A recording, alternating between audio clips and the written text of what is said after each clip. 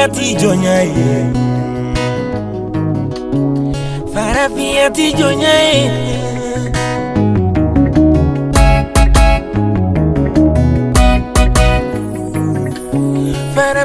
Farafinu nyani na libi Inosanu sirile Kado ugosia Kado ujoginte Afimayati Jonyae Farafiati Jonyae Kado usiria Kado ugoside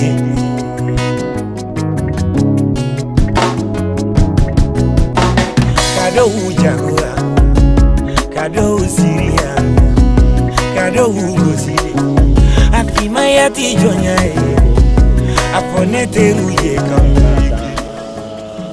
dans les perspectives de Christophe, c'est le record bas d'amener les souches plus le blanc. Okay. Tous les autres de la chaîne Oya. Okay, voilà. Okay. Ça, c'est le tout produit le confort. Après production, ce qui reste sur terre là, pour les challenges. C'est très bon confort. Voilà. Kita potager di pasar di Mungkin, udah bisa kasih pun voilà. Bon, ça c'est un autre aspect qu'on utilise. Mais comment dans ça, nous devons voir un peu. Nous, on n'a pas commencé à s'intéresser à ça d'abord, mais effectivement, on va là. C'est pour ça, beaucoup de jeunes, bon, moi particulièrement, je connais ça. Nous, champions avec la vie. Nous, nous mourons dans la salle. Nous, trois jours, très bon.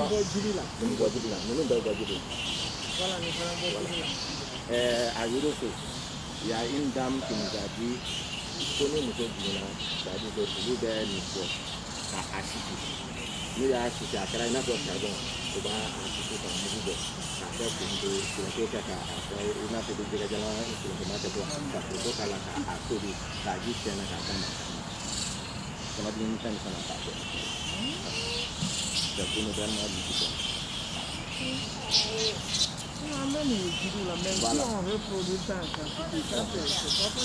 Bon, mais un mec a domestiqué à sa boîte de là pour qu'on puisse produire ça.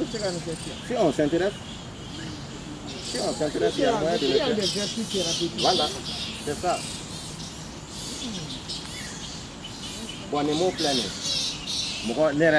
Moi, particulièrement, je suis pas dans un mouvement finalement parce que nous l'avons dit que mouvement. Ni a abouti avec qui nous filmons mais bon il faut déjà dire là mais quand on a été à Kika faire nous mais que nous le mais que nous filmer mais il y en a qu'à corps nous le ni à quoi diamant il va faire woso nous va boire nous que ça gagne on son là nous va boire na woso quel temps il ça ça va être thérapeutique sûrement ça c'est ça c'est bien. Donc maintenant... Mais est-ce que la commercialisation, c'est à quel niveau maintenant? Bon, la commercialisation, le circuit est en train de se développer. Le circuit est en train de se développer parce que c'était les premières difficultés. On donne le bord. Et on proposait ça aux gens pour la qualité la au moins qu'à tout cas à la moulumba à don pour tout cas donc à moulumba qualité d'eau. Donc en même temps nous nous bois kana amita kume kana à conditionner qu'a dit client au départ moi donc comme quantité d'eau donnée comme tout cas souvent il y avait la maison mais maintenant moi boira à Kalama les gens c'est de bouche à oreille à donner et la demande maintenant vraiment est très forte. Ok, d'accord. Mais est-ce que vous arrivez à satisfaire la demande? Non, franchement non. Donc qu'est-ce qu'il faut faire? Il faut vraiment partir en échelle. Voilà. On est en train de prendre des dispositions pour ça. Voilà. Il faut dire de faire un plan d'affaires. Parce que partir en échelle, comme mesdames, on a fallu.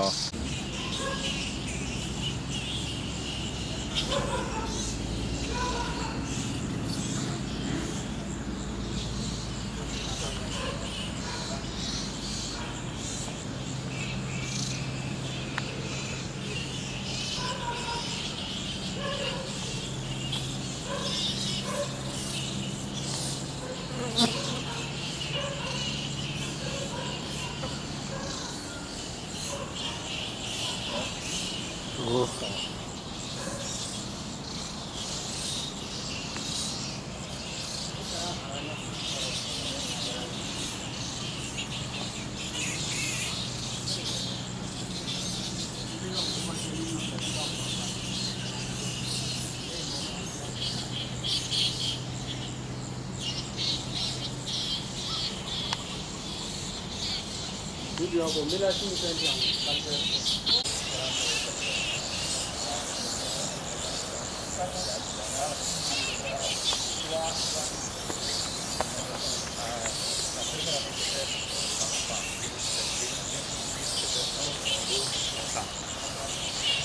Avec 25 femmes.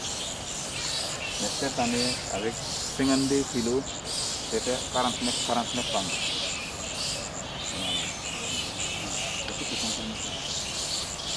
La quantité produite, ça fait 11 kilos par cent plus. L'objectif, c'est de diversifier et de renforcer les revenus des femmes. Si on se limite à une petite quantité, donc c'est ça, il faut vraiment partir vers la mise à l'échelle. avoir un marché stable. Donc c'est ça surtout parce que nous, la femme de l'ambassadeur, c'est ce qui l'intéresse parce qu'il y a beaucoup après la visite que nous avons dans l'administration parce qu'entre dames des ambassadeurs, nous qui avons la champion très produit là. Donc pour aller chez les gens, au Coco, non, donc elle va, il y en a qu'à organiser une séance de dégustation, donc pour une mise en relation. Donc,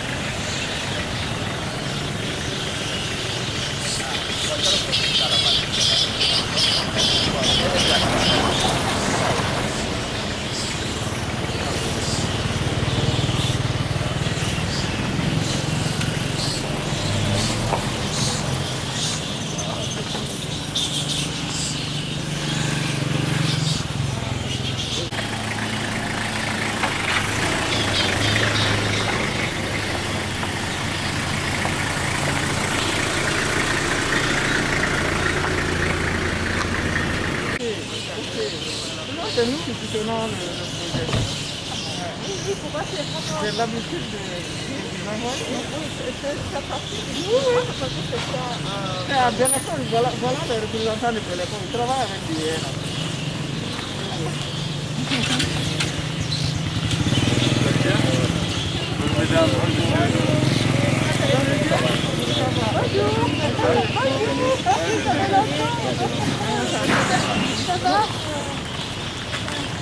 Pour nous, nous accueillir au sein de notre institut.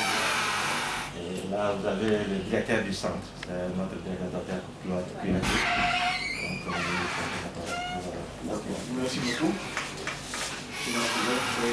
Bienvenue toute l'équipe de la campagne.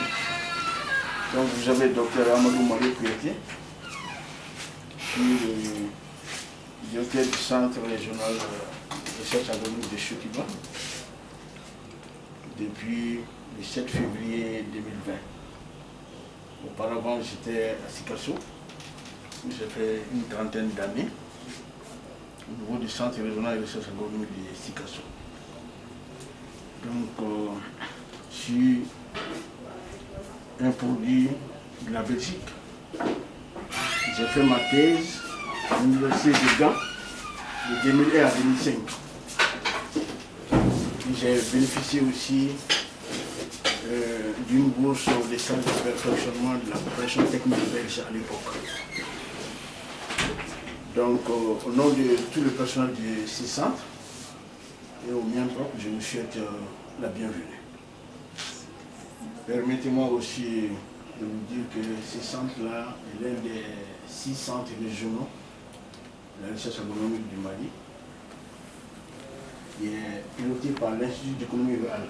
C'est un institut qui a été créé tout juste à l'indépendance du pays. Donc en 1960, cet institut a été créé. Et en 1991, il y a eu la régionalisation de la recherche agronomique. Ceci avait pour mission de rapprocher davantage les chercheurs, des utilisateurs des recherches, en tenant compte de la spécificité agroécologique du pays. Donc des Cailles jusqu'à Kigali, le centre est représenté. L'IR est représenté par des centres. Nous avons un centre à Caille, un centre à Chotiba ici, qui couvre le district de Bamako et la région de Koulikoro. Vous avez un centre à Sikasso, un centre à Ségou, plus précisément à Nyono, un centre à Mopti, un centre à Gao, à l'époque qui couvrait les deux autres régions de Gao, du nord, c'est-à-dire Tombouctou et Kidal. Donc, c'est pour vous dire qu'au niveau de la recherche, nous avons une vision. Parce que depuis 1991, nous avons procédé à la régionalisation. Pour mettre en pratique cette régionalisation, au niveau de chaque centre, il a été créé une commission régionale des utilisateurs. Et au niveau national, nous avons une commission nationale des utilisateurs. Donc cette commission, en un mot, n'est qu'un instrument de concertation entre les chercheurs et les utilisateurs des résultats. Donc c'est pour vous dire que tout ce que nous entreprenons, c'est pour satisfaire le mieux-être des populations et des communautés rurales surtout du Mali. Au niveau de l'Institut, le portefeuille scientifique est constitué comme suit. Nous avons 17 programmes de recherche, 5 domaines de recherche, 5 laboratoires centraux, une unité de ressources phytogénétiques. Pour revenir au centre de Chotiba, comme je l'ai dit tantôt, ce centre a été créé en 1991 dans le cadre de la régionalisation. Au jour d'aujourd'hui, ce centre abrite comme portefeuille scientifique 8 programmes de recherche. Vous avez le programme bovin, le programme volaille, le programme fruits et légumes, le programme machinisme agricole, le programme sorgho, le programme maïs et le programme économie de filière. nous avons des délégations des programmes, c'est-à-dire que tous les programmes ne sont pas basés ici. Il y a certains programmes qui sont représentés par les délégations. Ces délégations sont au nombre de 4. Nous avons la délégation du programme ressources forestières, la délégation du programme arachide, la délégation du programme coton. Nous avons 5 laboratoires centraux. Les 5 laboratoires centraux se trouvent ici, au niveau du centre de ce débat. Nous avons un laboratoire de nutrition animale, un laboratoire de technologie alimentaire, un laboratoire de biotechnologie, un laboratoire sol aux plantes et un laboratoire des rongeurs, un laboratoire de odontologie. Nous avons aussi une unité de ressources phytogénétiques. Donc voilà, amassé en gros le portefeuille scientifique au niveau de ce centre. Et au niveau de l'Institut d'économie rurale, dans chaque centre aussi, vous allez trouver un collège scientifique. Ce collège est constitué de chercheurs, d'éminents chercheurs. C'est pour appuyer le directeur du centre dans la gestion scientifique de son domaine. Donc au niveau d'ici, nous avons un collège. Nous avons aussi un organe qu'on appelle le comité de gestion. C'est là-bas qu'on discute de tous les problèmes du centre. On essaie de trouver des solutions aux différents problèmes qui sont posés. Donc, comme vous le savez, c'est une institution de recherche. Nous avons des directeurs de recherche, des maîtres de recherche, des chargés de recherche et des assistants, ainsi que du personnel d'appui. Donc, c'est pour vous dire que le renforcement des capacités fait partie de l'une de nos préoccupations ici, sur le plan scientifique. Et de notre côté aussi, nous devons renforcer les capacités des acteurs locaux. La preuve est que dans le cadre du travail mené par mon collègue Dr Karim, il travaille avec des ONG, il travaille avec des organisations paysannes. C'est pour vous dire qu'encore une fois que dans notre processus de recherche, nous mettons l'accent beaucoup sur une planification ascendante. Nous partons de la base vers le sommet. La preuve est que nous disposons d'un plan stratégique de la recherche agricole à long terme qui s'incline en plan d'action. C'est des plans d'action de 10 ans qui sont déjà là.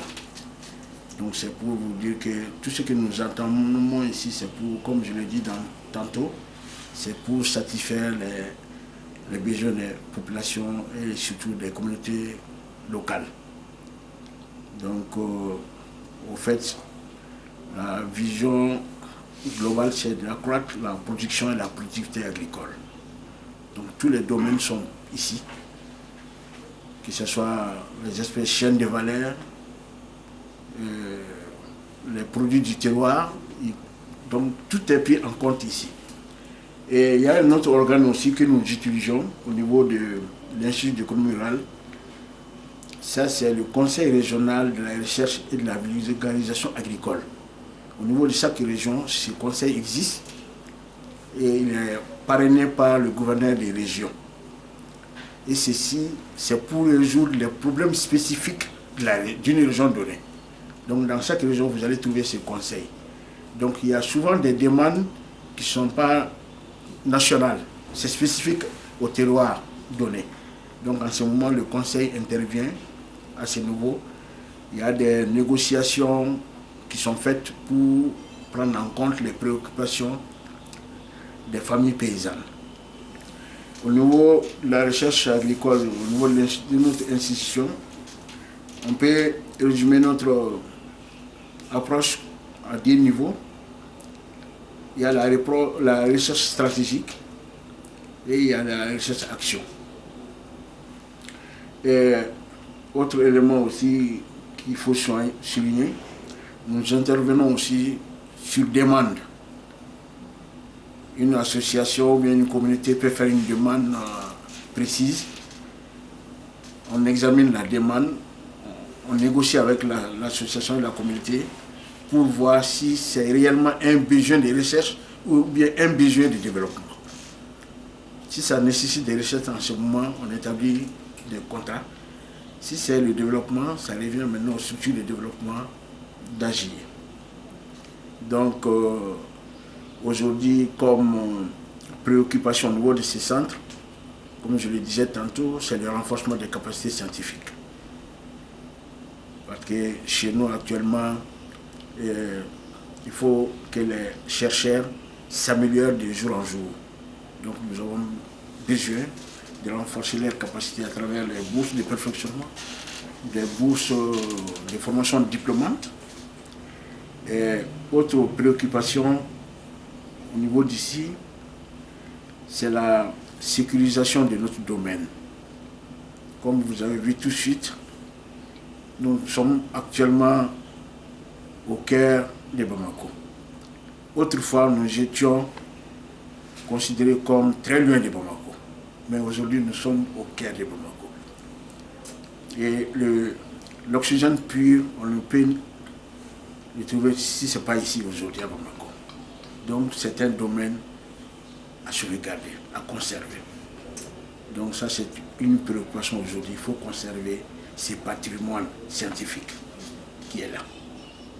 Donc, dans cette cour, ça fait une superficie d'à peu près 268 hectares, ici. On a les bâtiments administratifs, nous avons des logements, on a des parcelles de recherche ici, des parcelles expérimentales. La preuve est que tout de suite, nous allons voir quelques actions de notre collègue Dr Karim. Et c'est pour vous dire que ces patrimoines-là méritent d'être conservés, soutenus et entretenus. Sous réserve des compléments d'information de mon collègue, mes collègues qui sont là, Koné est là, Douya est là, et puis Karim. Je pourrais avoir ramassé un peu les centres et du manège général de l'Institut d'économie rurale. Encore une fois, au nom de tous les personnels au mien propre, je vous souhaite la bienvenue sur nos terres de Sotiba. Merci. Okay. Je suis accompagné par mon épouse ainsi que par des représentants de l'agence belge de coopération et de la section belge de la section de coopération de l'ambassade de Belgique. Donc voilà, nous venons ici en délégation et je vous remercie vous personnellement ainsi que le docteur Karim qui a pris l'initiative de cette rencontre. La Belgique est en effet attachée à l'agriculture parce que l'agriculture et l'élevage constituent une des priorités de notre action ici au Mali. Quand je rencontre par exemple encore des gens de Ménaka, ils me disent ah, vous venez de Belgique, donc nous c'est le Zébu Azawak par exemple. Bon, après on s'est replié et maintenant nous sommes concentrés sur Koulikoro. Avant on allait aussi à Sikasso avec la décharge. Donc nous sommes présents et nous sommes heureux de voir que vous vous appelez Institut de recherche agricole, mais il y a aussi l'élevage. Bon, le mot pisciculture, je ne l'ai pas vu, mais nous sommes aussi dans la pisciculture du côté de Ségou. Vous savez aussi, comme vous êtes un ancien de Belgique, et toutes mes félicitations à vous tous, que nous fonctionnons par un plan pluriannuel, toujours en fonction des priorités du pays. Comme les priorités sont nombreuses, donc on les rencontre avec également nos points forts, qui ne sont pas les mêmes dans tous les pays. Par exemple, au Niger, nous pouvons avoir aussi la santé, mais ici, nous ne l'avons pas. Donc, c'est l'occasion de vous rencontrer et de prendre avec l'expérience que nous aurons ici pour l'inclure dans les réflexions que nous ferons pour le prochain plan pluriannuel. Sinon, pour le reste, vous avez parlé de régionalisation en 91, 91. Ça, c'est de la musique douce à mes oreilles, puisqu'en Belgique, c'est la même chose. Et bon, une en particulier, c'est la station de la pomme de terre à Libramont, par exemple, il faut aussi des céréales, donc on passe. Et notre fille, elle est bio-ingénieure et fait son doctorat aussi à Jean-Cloud. Donc ouais, on est heureux de retrouver, on va dire, le milieu de la recherche agricole. Donc nous sommes aujourd'hui à votre disposition pour regarder et écouter, et puis après inclure vos réflexions, nos analyses communes dans, bon, les prendre avec, comme on a dit, pour éventuellement l'inclure dans un prochain programme. Et de toute façon, le prochain programme, c'est le résultat d'une négociation entre... Donc, je dis, la balle est dans les deux camps. C'est une solution une situation gagnant-gagnant. Je vais proposer ensuite à mes collègues de se présenter brièvement et également de donner leur opinion, leur avis. Monsieur Scors, le représentant résident d'Inabel, aurait bien voulu être présent, mais bon, suite à d'autres réunions, il s'est fait représenter dignement par son épouse et par sa collaboratrice. Donc je vais céder la parole à l'ambassade, la section de coopération de l'ambassade. Marie Goretti. Merci beaucoup. Je vous remercie beaucoup pour... Je ne suis pas très habituée à parler. Je vous remercie beaucoup pour votre accueil. Et comme notre ambassadeur vient de le dire, moi je suis Marie Goretti d'Ambaye et je m'occupe de tout ce qui est programme et au niveau de la coopération et aussi des ONG. Et c'est juste pour dire aussi que je suis très contente de voir que l'ONG SOS-Fin, qui est financée par la Belgique, et travaille en partenariat avec votre institut. Et donc, ce qui fait que on voit très bien que notre collaboration va de plus en plus s'agrandir et au fur et à mesure que le temps va passer. Merci. Madame Scors. Moi, je ne peux pas parler techniquement. Oui. La seule chose que je peux dire, que je suis très contente des pleurotes, que je les achète tout le samedi, chaque samedi. Alors, il y a la collègue de mon mari qui va pouvoir raconter des choses plus intelligentes. Mais tu pourras faire le compte rendu à ton époux, donc c'est aussi... Voilà, il en aura deux, comptes rendus. La parole est à toi. Moi, je suis l'agence belge de développement, Inabel. Donc, on est vraiment ému de voir tout ce que vous faites et tout ce en quoi la Belgique est en train de contribuer. Donc, ça nous montre un peu vraiment l'utilité en fait de ce qu'on est en train de faire. Donc, voilà. Oui, et sur votre site, en effet, on voit qu'il y a de nombreuses collaborations avec de nombreux pays, quasi de toutes les régions du monde. Donc voilà, c'est aussi pour vous une situation gagnant-gagnant. Et alors je vais donner le mot de la fin à la personne qui, avec le docteur Karim, sont à l'initiative de cette rencontre, mon épouse. C'était pas prévu, mais... C'est une belle surprise. C'est ça. En fait, j'ai rien ajouté. Il avait tout dit en réalité. C'est vrai que nous sommes à l'initiative de la rencontre, mais parce que nous avons pensé que ça aurait été une excellente idée que vous venez voir déjà ce qu'eux font. Parce qu'après avoir discuté longuement avec Dr Karim, ici présent, et je l'ai connu de façon fortuite en fait, parce qu'en réalité, j'étais venue à l'Institut pour acheter de l'artémisia, les semences de l'artémisia, que mon grand frère, l'ambassadeur m'avait dit qu'on pouvait trouver là. Et il avait fait la première démarche de venir, s'assurer qu'il y avait déjà les semences. Et donc j'étais venue pour récupérer les semences et j'avais discuté avec M. Koulibaly. Et j'avais demandé par ailleurs qu'est-ce que vous faisiez ici, parce que comme mon mari l'a souligné, nous avons notre fille aussi qui est dans l'agronomie. Et moi-même personnellement, je suis aussi dedans.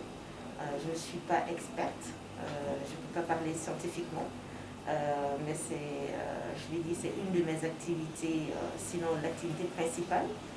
Et donc ça m'intéressait de connaître un tout petit peu ce que vous faisiez ici et ce dont je pouvais éventuellement m'enrichir davantage. Et c'est en discutant avec M. Koulibaly, parce que j'ai posé des questions sur les champignons et quelques semences autres. Et là, il m'a dit, eh bien, ça sera génial si vous pouvez rencontrer le docteur Karim, qui est aussi un produit de la Belgique.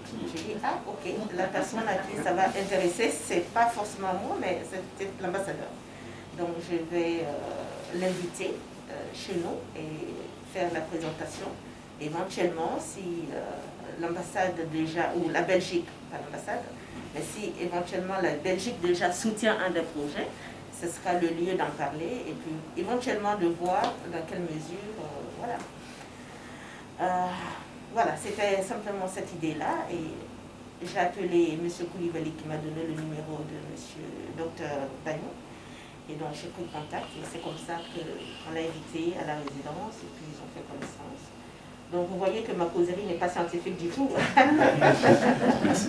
Donc, merci beaucoup pour avoir organisé en tout cas cette rencontre-là. Il y a beaucoup plus d'intéressés que moi. Et merci pour nous avoir accueillis et merci pour l'introduction et toutes les informations que vous avez données parce que la Belgique s'y retrouve et la Belle s'y retrouve, donc c'est vraiment gagnant-gagnant. Merci beaucoup.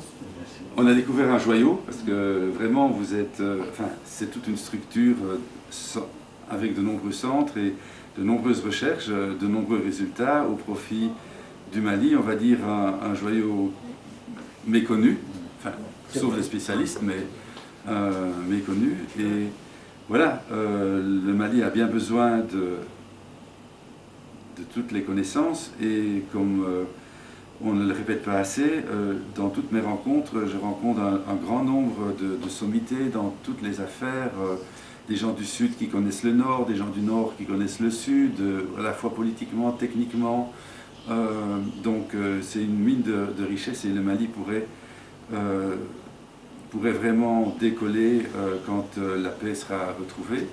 Et puisque on a parlé de l'ONG SOS Faim, donc voilà, je suis très heureux de saluer ici SOS Faim qui a un partenariat avec vous.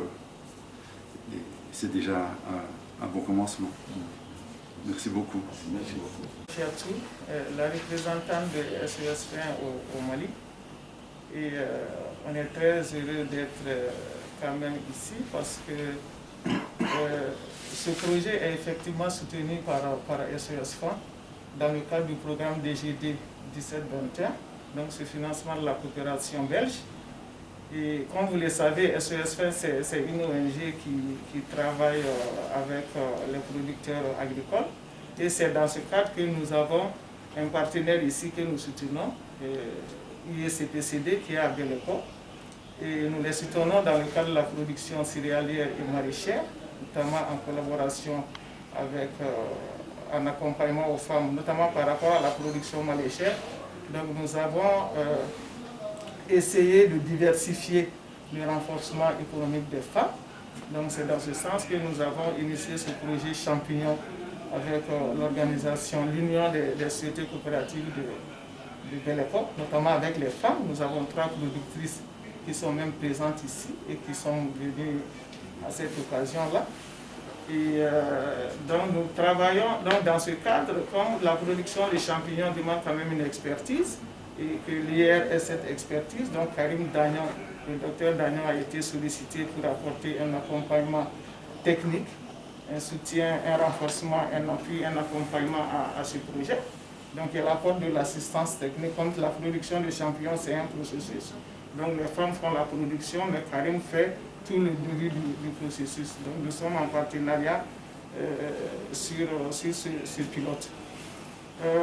Donc nous sommes à 2 années de la mise en œuvre de ce pilote-là. Donc nous sommes en train, c'est un pilote, donc nous sommes en train de réfléchir à une mise à échelle. Voilà, donc nous sommes à cette étape. Les femmes sont quand même très bien impliquées. Donc Karim apporte tout l'accompagnement, l'assistance, l'accès au marché, la recherche du marché. Et donc, quand nous avons reçu quand même l'invitation que l'ambassadeur serait là pour une visite, on était très très honorés parce que moi je voulais quand même chercher cette niche au niveau de l'ambassade pour que l'ambassade sache quand même qu'on est en train de faire l'innovation au niveau des femmes de Belle Époque. J'ai même apporté des champignons à l'ambassade, à Marie Goretti notamment. Donc si cette occasion nous est offerte aujourd'hui, vraiment, moi je suis très très ravi de ça. Voilà, donc voilà, bienvenue et on espère quand même que cette niche de marché sera vraiment porteuse pour les femmes. Merci. Merci madame.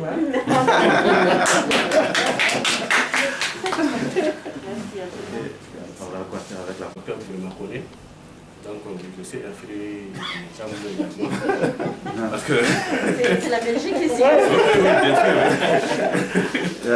Parce que moi j'ai fait mon master en interuniversitaire entre Djamblou et Louvain-la-Neuve, l'université catholique de Louvain. Donc pour la thèse, je suis resté avec le professeur Lebaï, Philippe Lebaï, au niveau de l'université d'économie rurale. Donc aujourd'hui je suis le chef du programme économique des filières de ce qui va ici. Merci. Bonjour tout le monde. Docteur Bia Traoré. Monsieur Traoré, docteur Traoré. Je suis responsable du volet agronomie au niveau du programme Sorgo. Sorgo. Bonjour tout le monde. Moi c'est Issa Traoré. Bon, je suis sélectionneur malabologie au niveau du programme Sorgo, assistant de Dr Karim. Bon, je remercie aussi l'ambassade de Belgique parce que j'ai reçu une bourse de la coopération belge qui m'a appuyé lors de ma formation du cycle ingénieur. Donc après, j'ai été faire mon master au Ghana. Merci. J'ai une question. Excusez-moi, j'ai pas vu de drapeau belge ici.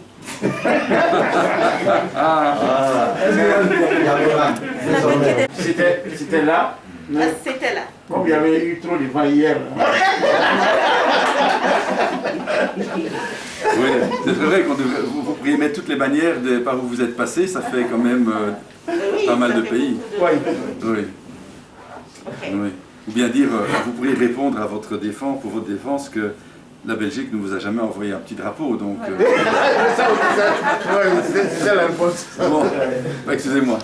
Monsieur Diabaté Draman, je suis le coordinateur de l'Union des sociétés coopératives de céréales de Djedou. De céréales de Djedou, Beleco. La commune s'appelle Djedou, quoi. Donc l'OP a pris le nom de Djedou, l'Union des sociétés coopératives de producteurs de céréales de Djedou, Beleco. Beleco, c'est la sous-préfecture. Donc on est accompagné sur ce projet DGD 2017-2021 avec l'appui financier et technique de SES 20.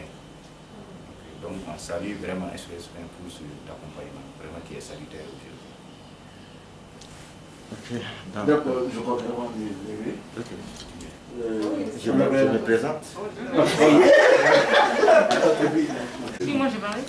Voilà. Donc moi c'est Dr Daniel Karim. Je suis microbiologiste, pathologiste, ayant fait mes études post-universitaires à Djamblou et Louvain-la-Neuve. Je me suis spécialisé en diagnostic des maladies, je me suis spécialisé en lutte biologique et je me suis spécialisé aussi en plantes pesticides. Donc j'ai horreur des pesticides chimiques, donc voilà. Et je m'occupe beaucoup plus de la santé végétale. Et à côté de ça, la santé de l'agriculteur, du paysan. J'ai fait beaucoup de formations post-récolte sur les méthodes de conservation des céréales après la récolte. Et je me suis rendu compte qu'à ce niveau, il y a un grand effort pour nous, agents techniques, vraiment à faire au niveau des producteurs, parce qu'il y en a vraiment qui font des pratiques de stockage, ils ne savent pas les dangers derrière ça. Ils le font parce qu'ils ne savent pas. Maintenant, juste une petite formation, information à leur niveau, moi je pense qu'il y a lieu de faire, parce qu'en les sécurisant, nous nous protégeons aussi. parce que dans les centres-villes, nous consommons beaucoup de niébé, par exemple, si je prends un exemple. Mais quand ils te disent comment ils conservent leur récolte de niébé, souvent avec des poudres de batterie, c'est hallucinant, quoi. Les piles. Donc ils cassent des piles pour récupérer la poudre noire là, donc, pour mélanger avec... ouais. Oui, si. Oui. Et on a rencontré ça beaucoup plus dans la zone centre, par exemple à Mopti. Mopti, Bajangara, Kouro, jusque vers la frontière un peu avec le Burkina. Comme agent de conservation. Oui. Donc il y a pas mal d'informations. On pense que, bon, quand on regarde au niveau de la documentation, on a dit on a fait telle formation, on a donné telle information, mais quand on va réellement sur le terrain, voilà, on est très loin. Même tout près ici, dans la zone CNDT, quand tu regardes l'information que la CNDT donne sur papier, parce que c'est là où on consomme beaucoup plus les pesticides chimiques. Maintenant, là où on pulvérise, par exemple, un produit contre les chenilles sur le cotonnier, c'est le même produit que le producteur prend pour pulvériser sa parcelle de niébé. Et ça, c'est très grave.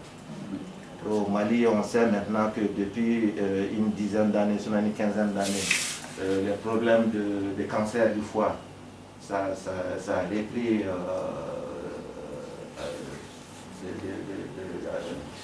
avec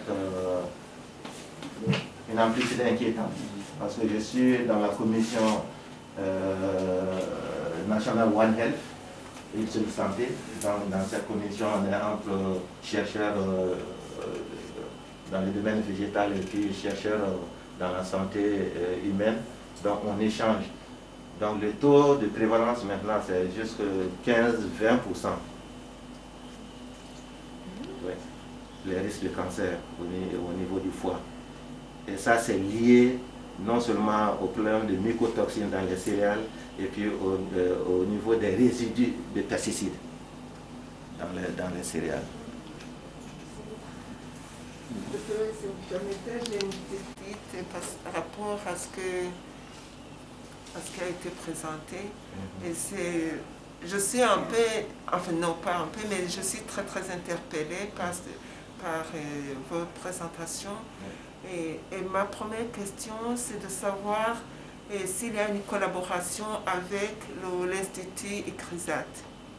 Parce que je vois qu'il y a certaines choses qui sont faites ici, des actions qui sont menées ici, et des actions qui sont menées surtout en matière de produits végétaux et à l'ICRISAT. Et aussi, le lien, aussi je souhaiterais savoir le lien entre... donc, s'il y a cette collaboration, c'est quel genre de collaboration, et aussi l'articulation avec les activités qui sont menées au niveau du ministère de l'élevage, du ministère de l'agriculture, et surtout que vous parliez que vous dites que vous faites partie de la commission One Health, et c'est très intéressant parce que moi je pensais que One Health, et depuis longtemps on parlait de One Health, et directement on pensait à la santé animale et la santé humaine. Et on ne pensait pas à la santé végétale. Et tout à l'heure, je vous parlais de santé végétale. Ça, c'est très important. Je pense que c'est une chose qu'il faut vraiment creuser à fond. Avec tous les organismes de CESIA, nous avons des conventions de collaboration. Nous sommes étroitement liés à l'ICRISAT. L'ICRISAT est un organisme international qui est au Mali. Donc, au fait, nous constituons un de ses bras opérationnels. Il y a une collaboration. On a des projets en commun avec l'ICRISAT. Actuellement même, parmi l'ossature de l'équipe dirigeante d'ici, l'antenne d'ici, il y a quelques chercheurs de l'IA qui sont là-bas. Donc on a des contrats, que ce soit l'ICRISAT, l'ICRAF, l'AIA, on a des contrats de collaboration. L'autre aspect aussi, le ministère de l'élevage et de la pêche. Si j'essaie de, comment dirais-je, de faire une image même de l'IR, de l'Institut d'économie rurale, on peut le considérer comme un organisme transversal. Tous les ministères ont leur répondant chez nous. Comme je l'ai dit, il y a un programme bovin, il y a un programme volaille, il y a un programme ressources halieutiques pour répondre à la préoccupation de l'ambassadeur. Donc, tous les ministères ont leur répondant ici. Le programme ressources forestières est le répondant du ministère de l'Environnement ici. Vous allez trouver le programme sorgho, le programme maïs, l'économie des filières. Donc, vous voyez, tous les ministères ont les répondants ici. Mais, dans le cadre de l'organisation même du pays, on est attribué à un ministère. Comme c'est l'économie rurale, on relève administrativement du ministère de l'Agriculture. Mais souvent, ça dépend du gouvernement mis en place. Avant l'actuel gouvernement, on appartenait surtout au ministère de l'Enseignement supérieur et de l'Innovation scientifique. Donc, même bientôt, il y aura un nouveau gouvernement. On ne sait pas maintenant comment on va nous positionner. Mais nous participons généralement aux différentes réunions des cabinets qui regroupent tous les ministères souvent. L'IR est présent, parce que l'IR est transversal. Mais il faut avoir un logeur quelque part, un logeur. On est logé quelque part, mais on est transversal. Mon directeur, quand on prend le cas de l'élevage, nous, en tant qu'économie des filières, on a participé, on a appuyé le ministère de l'élevage dans l'élaboration de plusieurs projets. Des projets financés par la Banque mondiale, par la BID. Même présentement, on a une convention avec le ministère de l'élevage sur le projet PADEL. Il s'agit de l'élaboration des référentiels technico-économiques des 6 filières d'élevage. Donc nous sommes sur ça.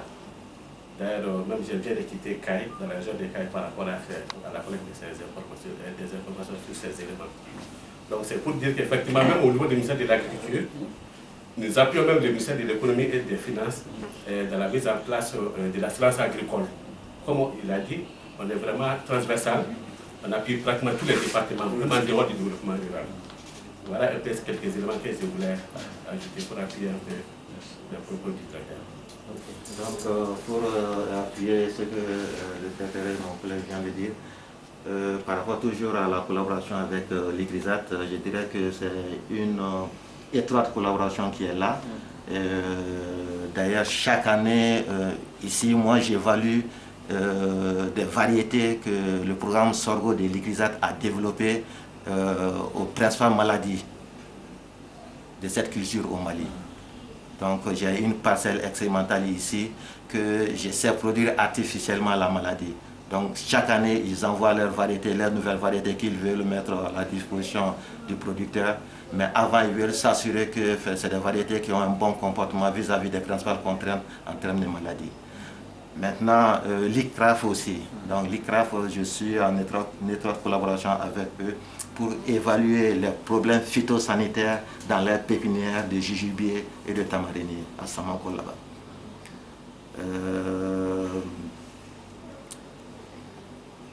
Ça, c'est au niveau de la collaboration avec l'IGRISAT. Si on revient un peu à One Health. One Health, vous avez raison qu'au départ, One Health, quand c'est venu au Mali, on avait pensé prioritairement santé animale, santé humaine. Maintenant, quand j'ai été intégré au groupe, parce que l'IR m'a désigné pour leur représenter, donc on a eu des débats vraiment houleux pour qu'ils acceptent qu'il y a un problème de santé végétale. Et en tant que spécialiste, ce n'était pas difficile pour moi, je les ai démontré qu'en production végétale, on a une clinique, on a une pharmacie et on a des docteurs. Et ça, c'est vrai sur place ici. Les choses à Kinzambou, on dépasse la maison MPC, Mali Protection des Cultures. C'est ça notre pharmacie. Là, tout ce qui est produit phytosanitaire qu'on trouve là-bas. Maintenant, il y a à côté une clinique où ils font le diagnostic. Maintenant, à l'IR aussi, on a notre unité de clinique. pour le diagnostic des principales maladies. Maintenant, nous, en tant que spécialistes, on est des docteurs. Moi, je suis autorisé, habilité à faire un diagnostic et puis faire une ordonnance pour aller payer choses au MDC. Voilà, une petite démonstration comme ça suffit pour les convaincre. Maintenant, je suis revenu sur ce problème de contamination des cultures, notamment le maïs, notamment l'arachide, par un champignon, Aspergillus. Quand l'Aspergillus contamine ces cultures, c'est qu'il y a la production d'aflatoxine. Tout le monde connaît aujourd'hui les dégâts de l'aflatoxine au niveau de la santé humaine et de la santé animale. Donc ça a été facile de les démontrer ça. Et ça a été appuyé par une étude de l'ANSA il y a 2 ans cette étude a montré que dû à une mauvaise conservation, une mauvaise gestion post-récolte, tous les pâtes d'arachide dans le district de Bamako ont un taux d'aflatoxine élevé de 150%. Les pâtes d'arachide. Ouais. Ça, c'est une étude nationale. Ça veut dire que ça, c'est très inquiétant. Donc là, il faut agir avant, c'est-à-dire encadrer les producteurs pour faire les bonnes pratiques agricoles et puis pour faire une bonne gestion post-récolte, les stockages. Quand est récolté, bien séché et bien stocké. C'est ça. Voilà, merci.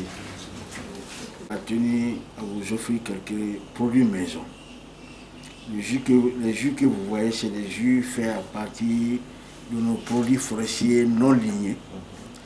Donc c'est fait par un incubateur qui est là, qui s'appelle Tétélisso, qui a été installé pour former et renforcer les capacités des producteurs en matière de transformation et de technologies agroalimentaires.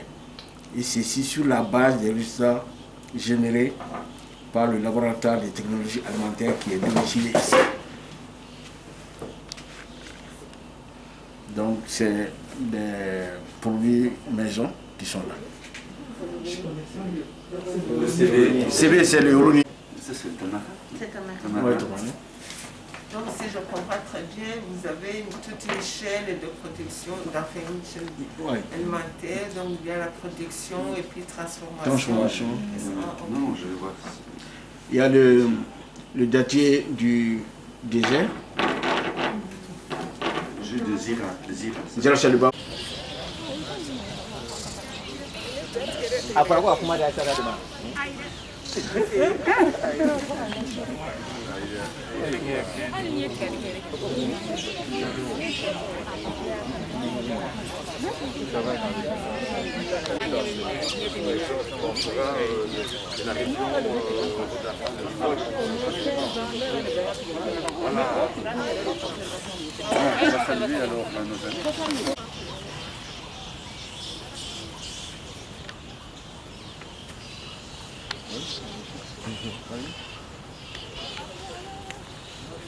Ok.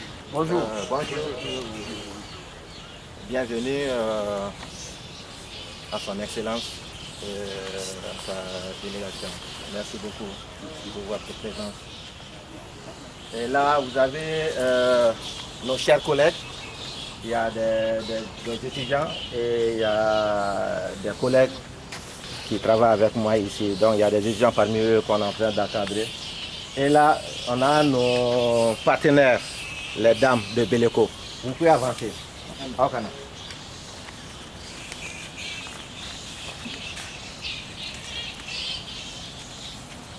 Voilà. Donc elles sont au nombre de 70. Parmi elles, elles ont choisi ces représentantes pour venir parler à leur nom.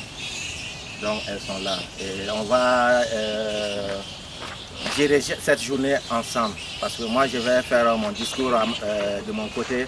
Elles aussi, elles vont parler de ce qu'elles font. Parce que moi c'est la partie technique, la production, c'est elles qui le font là-bas. Donc à leur tour, elles vont donner des explications. Ok.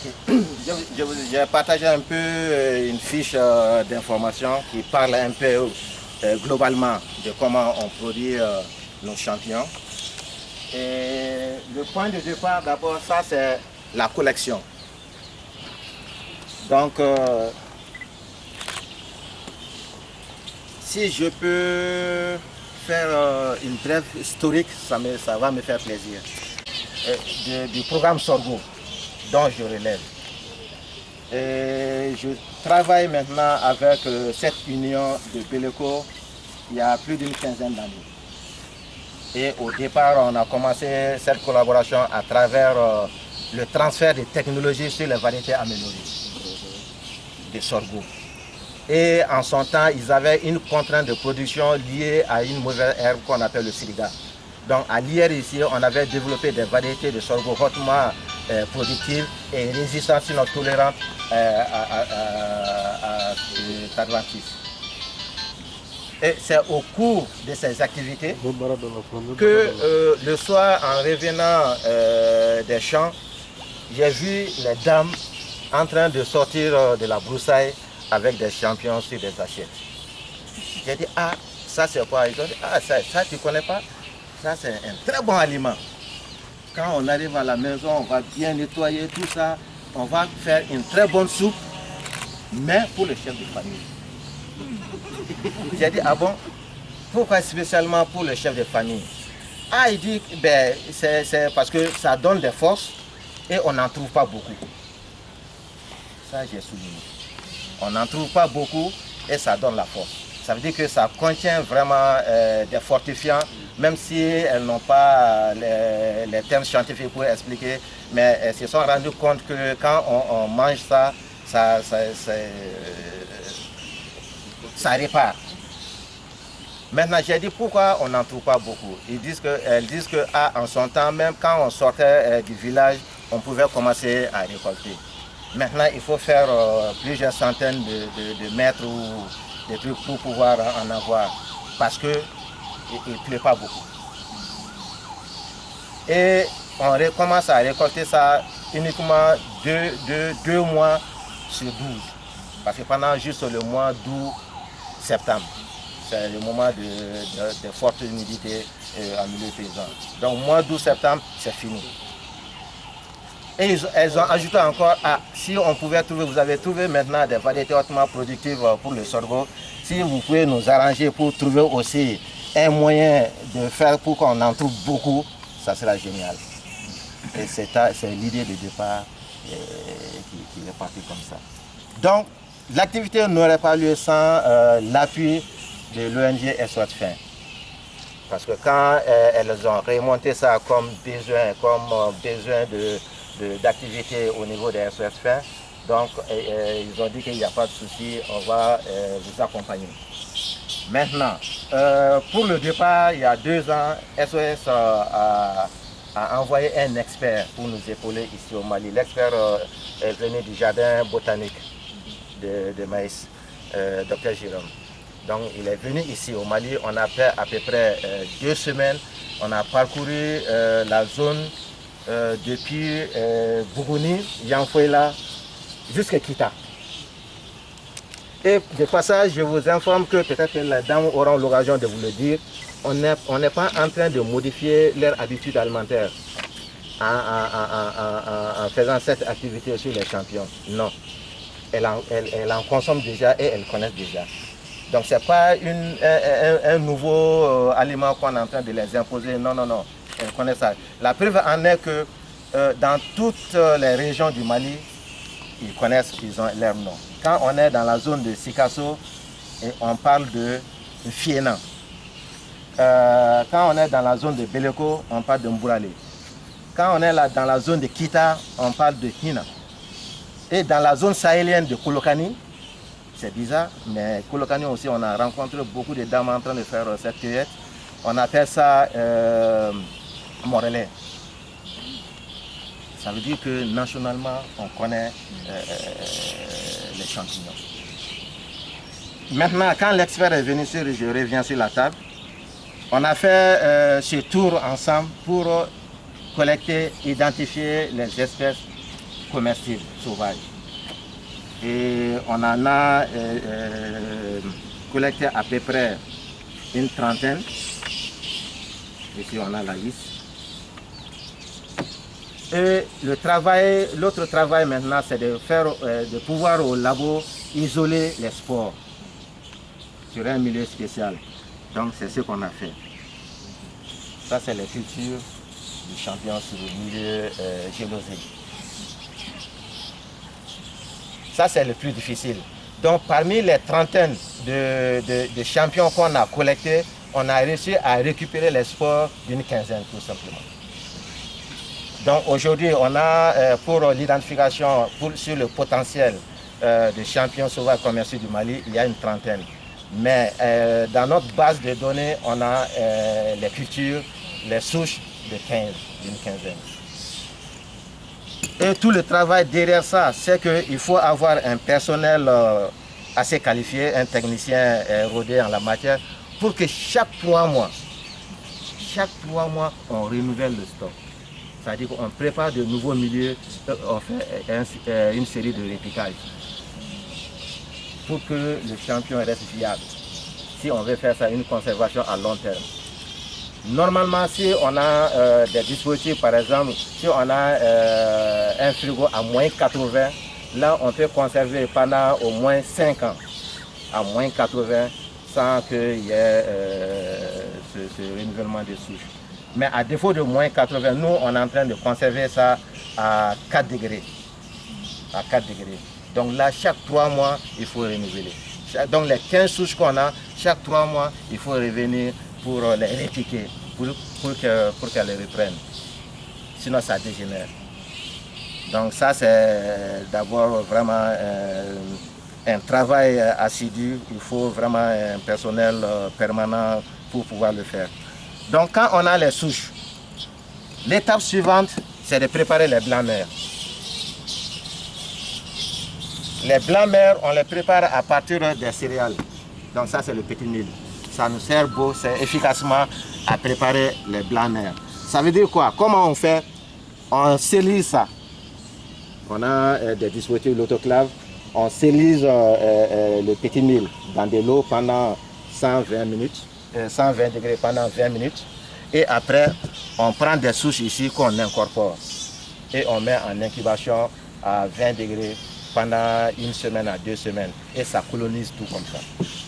C'est tout blanc. Après cette étape, on vient à la préparation des bottes de production. Mais les bottes de production, nous, on a opté de valoriser les sous-produits agricoles.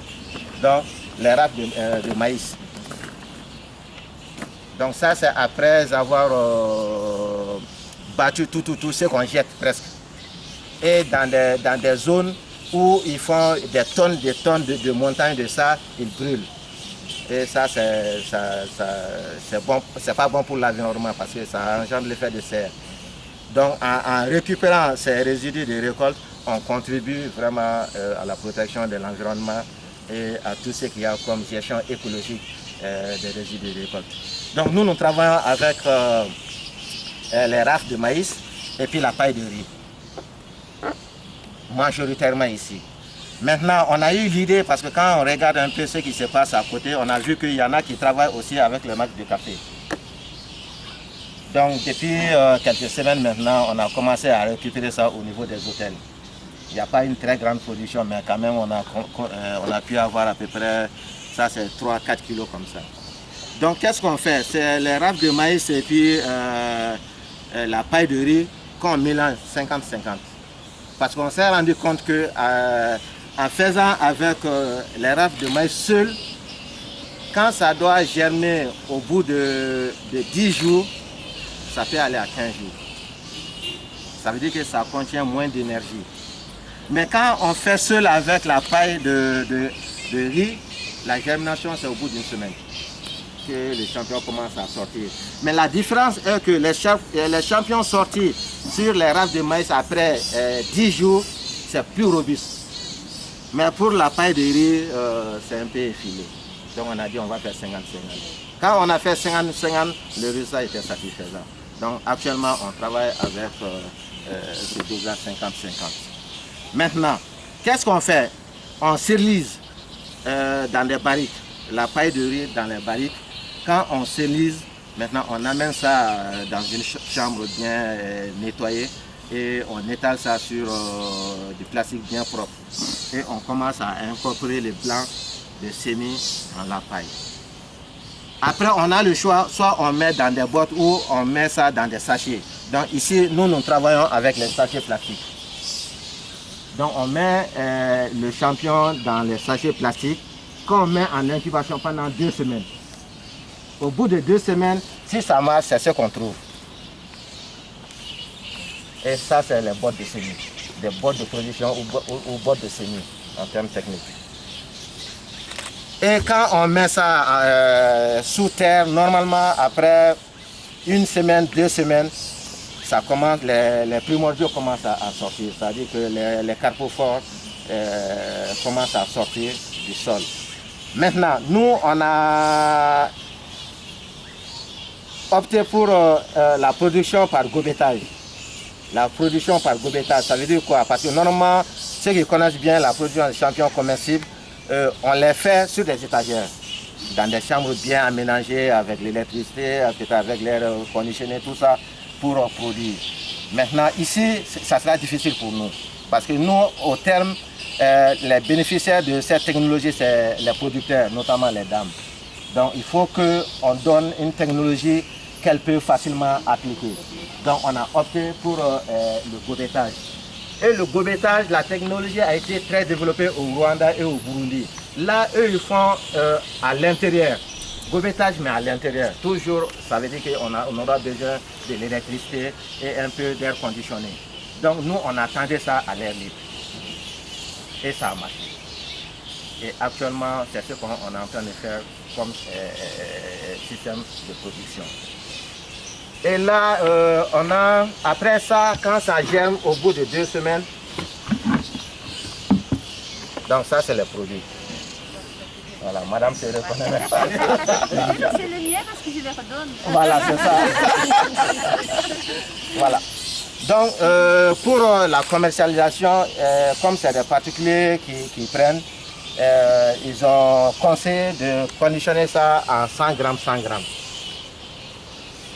Maintenant qu'on a commencé à travailler avec certains hôtels, eux, ils prennent ça en kilos, 1 kilo, 2 kilos. Maintenant, on peut livrer ça en vrac dans des sachets.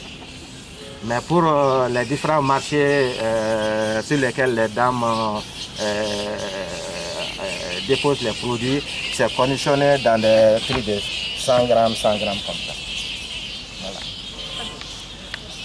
Et ça, c'est ce qui concerne directement la production des champignons. Maintenant, après la production des champignons, on a des sous-produits. Ça, c'est les composts qu'on produit après la culture des champignons. Et c'est du très bon compost. Ça, c'est ce qu'on a récupéré, qu'on a conditionné en sachet de 5 kg. Et c'est très pratique pour ceux qui font leur jardin potager.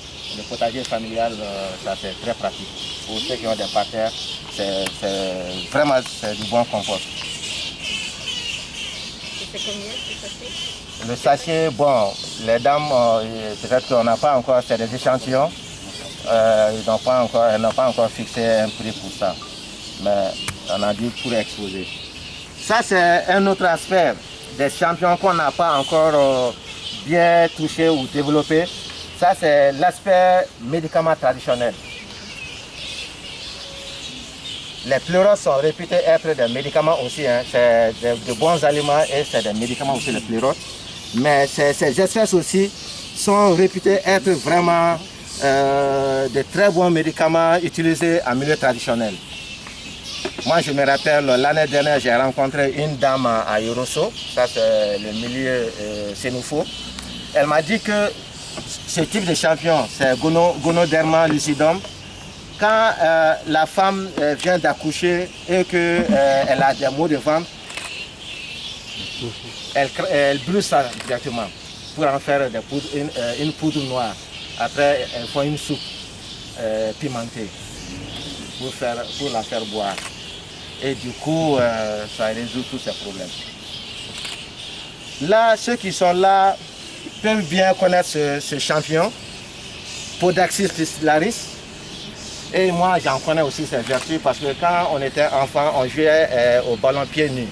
Chaque fois, on a des écraniatures. Maintenant, ça, c'est un bon antiseptique. la poudre, ça donne une poudre noire.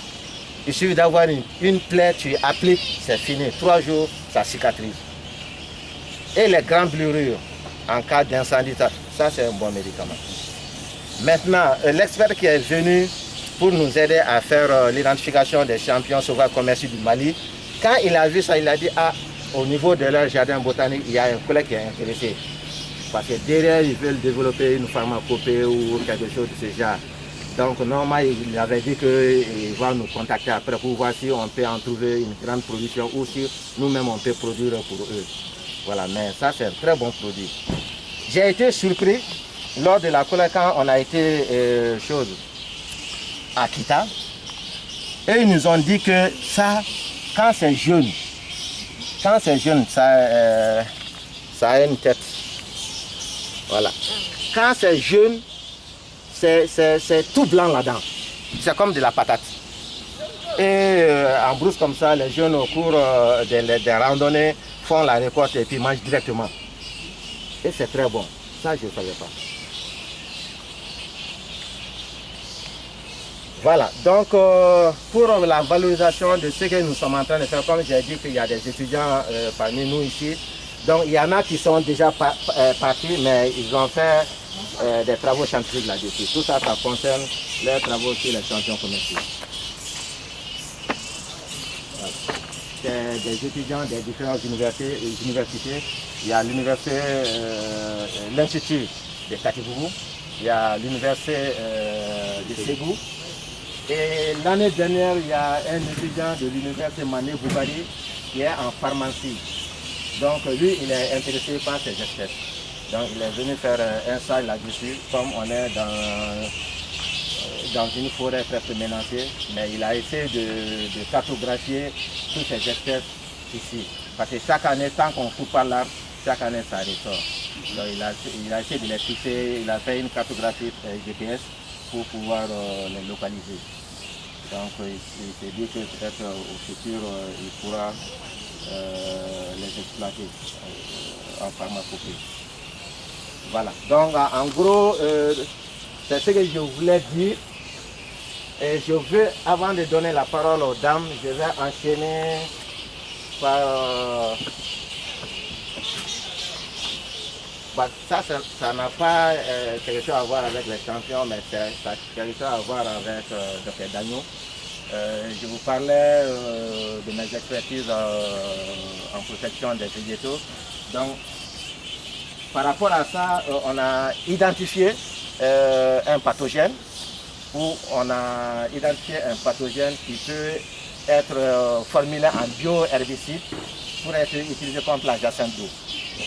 Donc, on a développé une fiche technique. Je peux vous donner ça. Donc ça c'est sur la technologie. La technologie a eu le prix CTA 2014 pour les 20 meilleures innovations dans les pays ACP. Afrique, Caraïbes, tout ça. Donc le prix a été décerné aux Pays-Bas. Donc avant, cette même activité avait reçu le prix du meilleur document scientifique de l'université de Jamboulou. Ça c'était 2006 je pense. Voilà, donc ça veut dire que cette technologie pour la coopération qui serait intéressée, donc quand vous travaillez aussi dans la zone de Kouloukouro, tout ça, la jacinthe, je sais que la jacinthe depuis le 18 de Bamako jusqu'à Mopti, c'est un problème sur le fleuve Niger. Donc ça c'est un moyen écologique pour commencer à lutter contre. Voilà.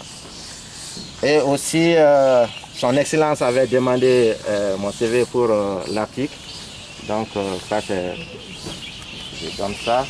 Et je profite pour donner ça aussi. Ça c'est pour, de passage j'ai dit, on a quelques soucis à mon niveau par rapport à cette activité sur les champions comestibles, la caractérisation. SOS Fin, c'est un de nos... SOS appuie cette activité. Mais la phase production, SOS s'intéresse beaucoup plus à la phase production que la phase de recherche. Donc la phase production, on a été renforcé, notamment la clôture du jardin, ça c'est SOS Fin. On a beaucoup de soucis avec les coupures de courant, le délestage. Donc on a eu un petit groupe de la part des SOS Fin pour supplier à ça. Maintenant, je vous ai parlé de matières premières. Donc les rafles de maïs, la paille de riz, ça c'est au moment de la récolte. Décembre, janvier. Après, il n'y a plus rien. Donc il faut qu'on ait une capacité de stockage pour pouvoir travailler toute l'année. Donc ça nécessite un magasin. Ils ont dit qu'ils vont faire ce magasin de stockage. Maintenant, l'autre souci pour nous, ça c'est la caractérisation. On a 15 espèces. Nous, on veut offrir un panier de choix, non seulement aux producteurs et aux consommateurs. Actuellement, on est en train de caractériser les espèces de pleurotes. Mais on n'a pas que les pleurotes, on a les lantinus, on a les auricularia. Et il y a des consommateurs qui m'ont demandé est-ce que vous produisez lantinus ou bien est-ce qu'il y a le champion de Paris. Bon, on n'a pas l'espèce exactement de champion de Paris Agaricus, mais on a une cousine qu'on a identifiée qui serait vraiment un bel comestible. Mais là, il faut caractériser et il faut les moyens. Moi, autour de moi, je n'ai pas de jeunes recrutés pour travailler sur cette activité, mais ils m'épaulent parce qu'ils sont recrutés par d'autres projets, mais je les utilise sur les activités des champions commerciaux. Donc c'est un souci pour moi. Donc on a fait un petit projet. Si on peut être soutenu pour que vraiment cette étape de caractérisation puisse continuer, pour offrir vraiment un panier de choix aux consommateurs et aux productrices. Maintenant, il y a l'Institut, le journal d'information de l'Institut, donc dans son dernier numéro vraiment a parlé de cette activité de champion commercial au Mali. Donc le titre ça commence au milieu et puis la fin.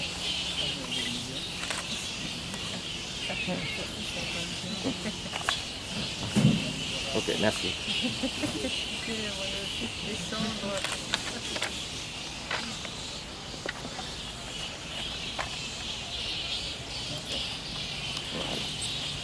Moi j'ai une question. Oui. Normalement les champignons ça revient chaque année. Enfin, à ce qui paraît les champignons c'est un des modes, on va dire, les plus répandus, les racines les plus répandues, enfin bon, système. Alors pourquoi est-ce que on devrait chaque année recommencer parce que ça se dégrade ou une fois qu'on a installé les champignons, par exemple pour les arbres, ça revient chaque année. Mais pour les pleurotes, ça ne revient pas chaque année automatiquement ou ça se dégrade? Ça se dégrade. Ça se dégrade. Ce type de production, on avait tenté, tout à l'heure au jardin, vous allez voir, mais on avait tenté ça et c'est très capricieux. La production n'est pas régulière. Donc on a vu que si nous, on veut maintenant enlever le caractère sauvage pour qu'on puisse produire sous forme d'une culture maraîchère. Et c'est ça qui pose problème. Parce qu'on a des soucis avec certaines souches. Ça fait à peu près 4 semaines, quand on inocule, ça fait à peu près 4 semaines avant que les primogénitures commencent à sortir. Et ça, c'est un problème pour une phase de production. Donc nous, ce qui nous intéresse, parce que pour comparer nos variétés locales, on a introduit 2 espèces de pleurotes de la Belgique, de chez Mycelia.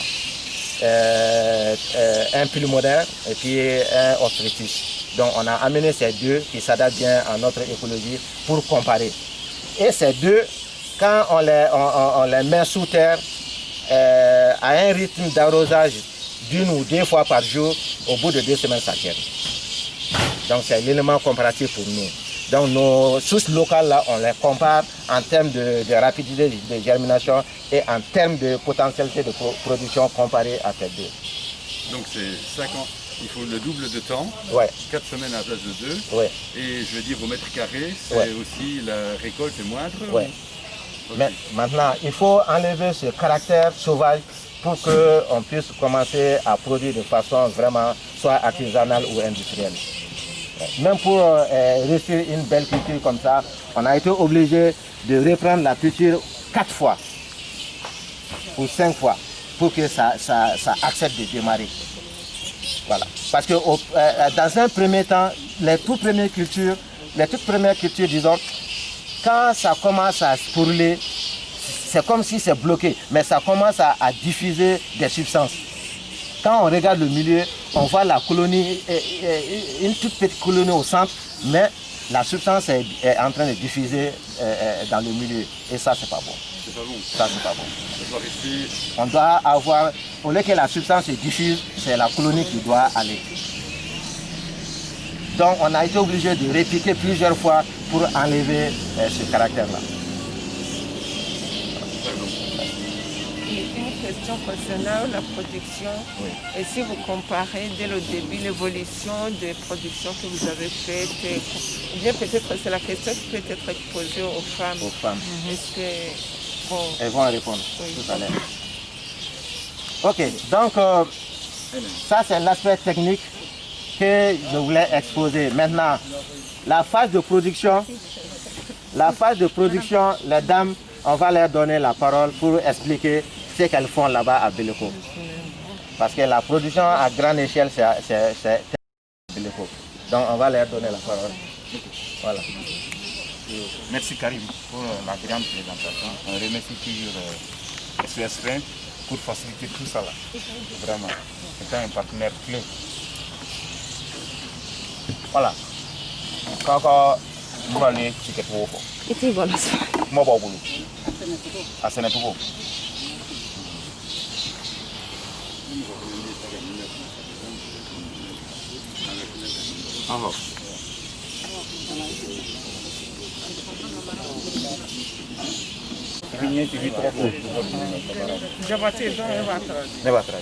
Voilà, ni George Jabate greffé. Non, mais ah.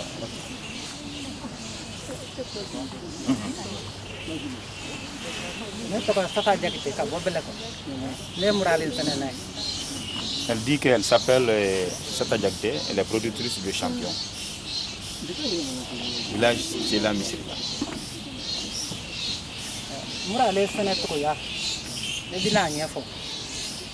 Elle dit qu'elle va parler sur les techniques de production du champion.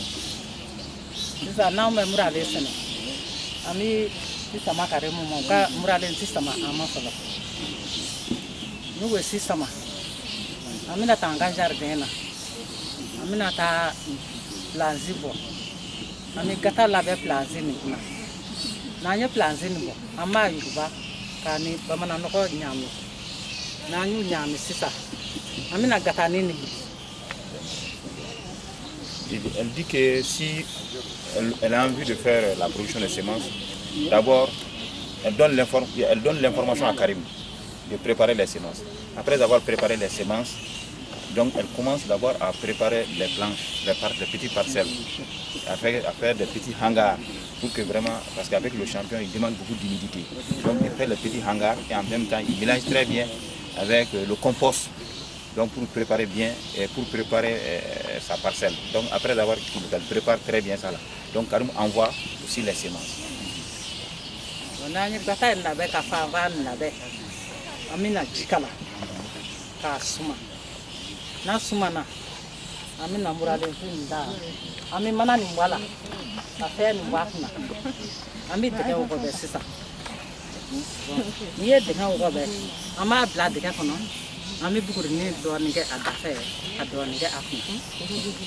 Donc elle dit que s'ils ont bien préparé, elles vont arroser très bien avant l'arrivée. Maintenant si les semences arrivent, elles vont creuser des petits trous et mettre ça là, et enlever les caoutchoucs là, et mettre ça et placer dans un petit trou là, donc et puis mettre des petits trucs dedans pour qu'ils puissent conserver très bien.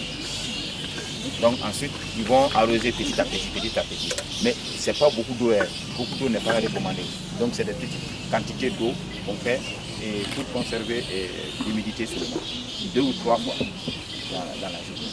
Mais ça dépend de la chaleur. Par exemple, s'il y a de la grande chaleur, donc on fait 3 fois. Mais s'il n'y a pas de grande chaleur, on fait 2 fois.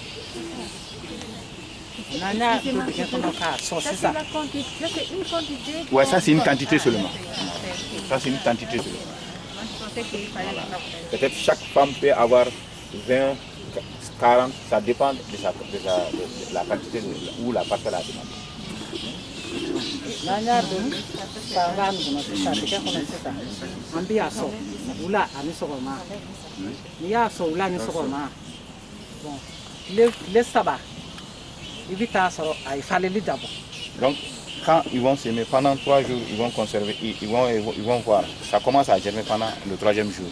Donc ils vont voir que vraiment que ça commence à germer.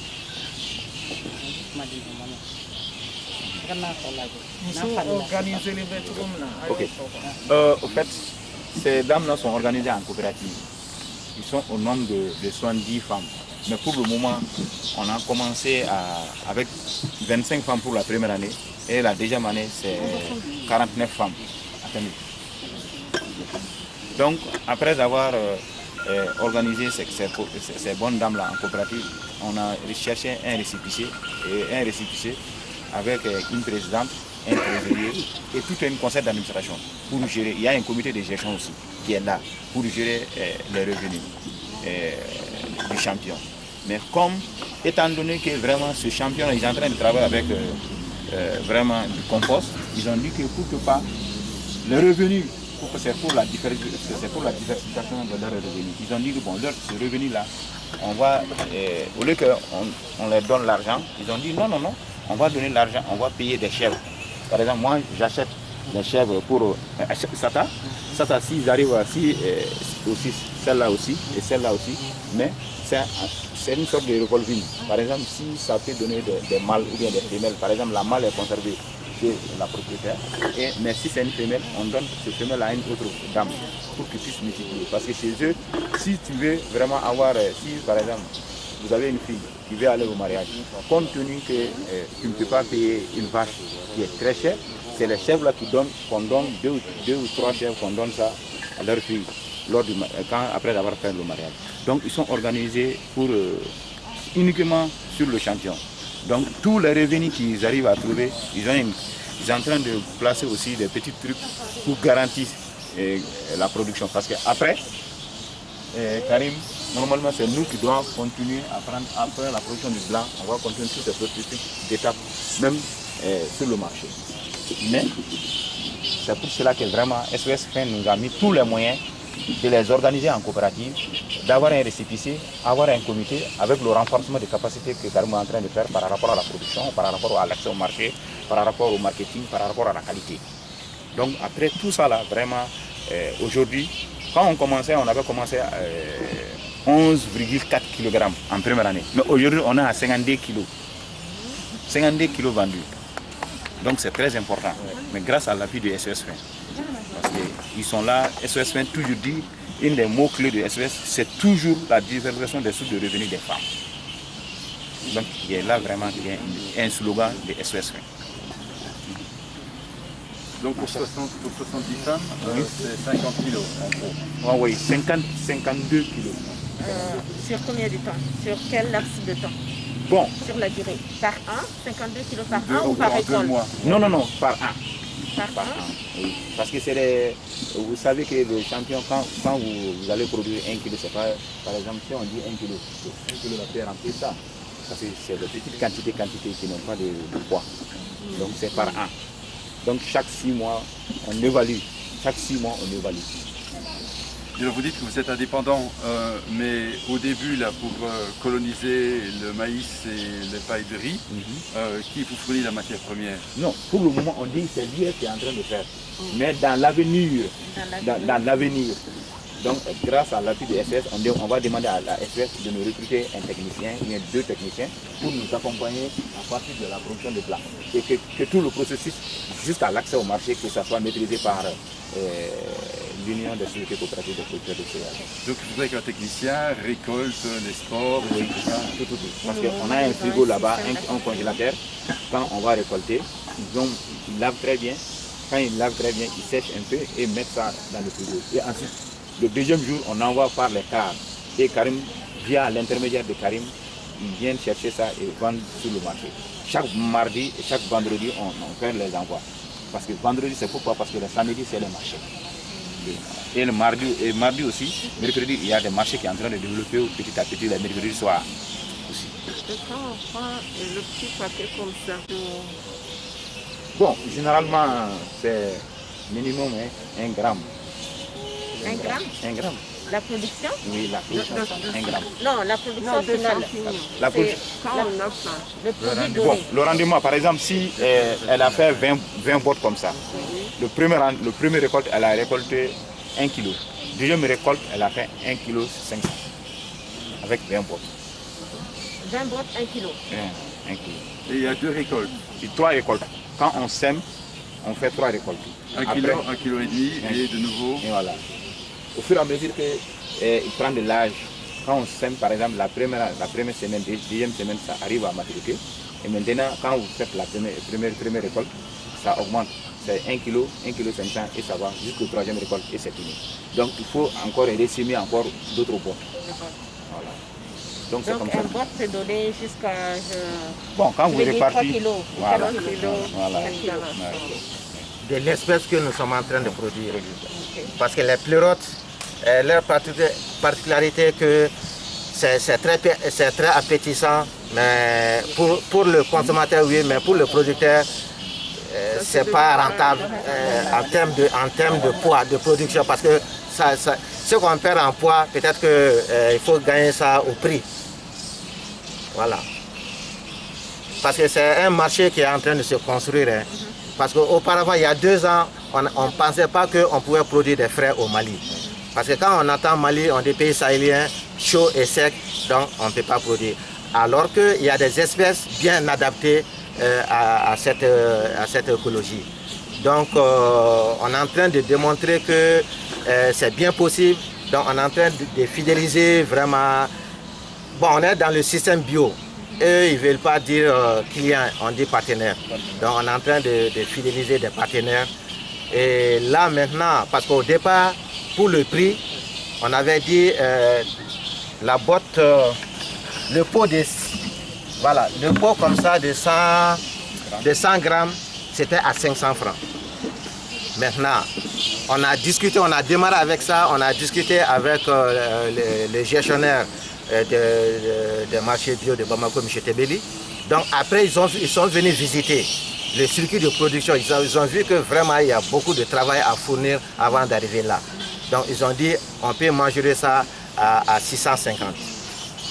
Après, on a discuté, comme il y a eu beaucoup de demandes qu'on n'arrive pas à satisfaire d'abord le marché, parce que derrière, ce qu'il faut savoir aussi avec les dames, on a voulu anticiper.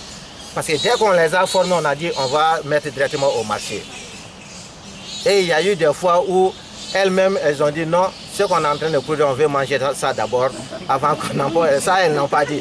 Il y a eu des séries de production, parce que si on dit par an 11 kg ou bien 50 kg, bon, c'est pas très juste. Parce qu'il y a eu entre-temps beaucoup qu'on n'a pas amené ça sur le marché. Elles-mêmes, elles ont consommé. Donc il y a tout ça. Donc on est en train vraiment d'organiser, comme madame a dit dans la salle, c'est une phase pilote. Et on est en train de construire ensemble cette filière. Voilà. Mais en tout cas, maintenant que les gens savent qu'on en produit maintenant, et la demande est en train de partir en flèche. Et je profite de passage, on a des stagiaires qui sont avec nous sur la production du sorgho, mais qui ont fait une semaine à 2 semaines de formation ici dans la championnaire. Maintenant, elles veulent s'installer pour produire les champignons. Bon, on les a donné quelques semences. La dame est là, elle peut même intervenir pour expliquer. Donc, pour les initier, on a dit, bon, ce que vous avez vu chez nous, vous avez fait une semaine de stage, apparemment vous pensez que c'est simple. Bon, on va vous tester. On les a donné une vingtaine de bottes de production. On a dit, on va vous regarder comment vous faites, si vous appliquez bien ce que vous avez appris. Et je vous avoue que ça n'a pas été du tout facile.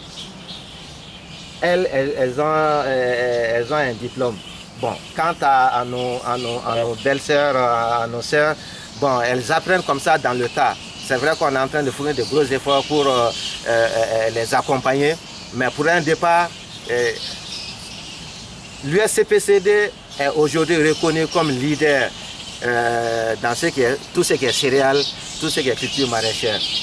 Mais quand on commençait ensemble, il y a une quinzaine d'années, c'était difficile, il est là. On a commencé ensemble pour encadrer. Donc nous, on veut aussi, dans 10 ans, sinon moins, que ces dames aussi, l'union soit vraiment leader pour tout ce qui est la filière champion du Mali. C'est notre souhait. Merci. Ça c'est une belle question. Ñinengali keraw la ko aba glan chogodi.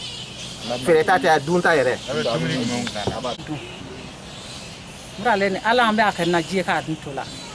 No mi ja abi chefa ka la ka jira ka du. Donc voilà, ils disent qu'il peut faire, oui, ils disent qu'il peut faire avec la sauce pour manger avec les brisures, les brisures de mil ou bien de sorgho. Donc il est préparé comme sous forme de riz. Donc ils mangent avec ça. Avec sauce. Et avec aussi mélange avec l'œuf. Nous avons fait un peu de temps. Nous avons fait un